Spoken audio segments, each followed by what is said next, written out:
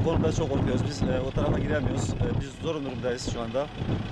Sıkıntılı durumdayız. Bizim 28 tır şoförümüz orada şu anda orada rehin tutuluyor. Bizim durumumuz malum. Lütfen bize yardımcı olsunlar. Peki onlardan haber alabiliyorsunuz mu? Onlarda Var mı? yok, şu anda haber alamıyoruz onlardan. Herhangi nerede tutulduğunu bilemiyoruz. Onlar nereye götürdüğünü de bilemiyoruz. Haber yok bunların. Peki siz de o tarafa doğru gidiyorsunuz. Endişeniz var mı? Endişemiz var.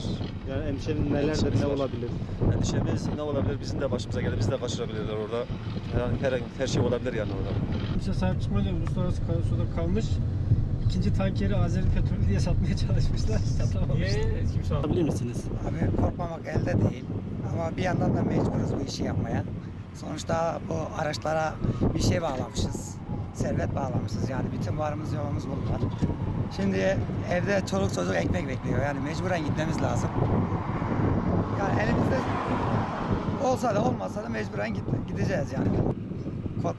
Korkmuyoruz desek şimdi yalan olur. Yani korkuyoruz ama işte bir yandan da mecburiyet var. Evet abi.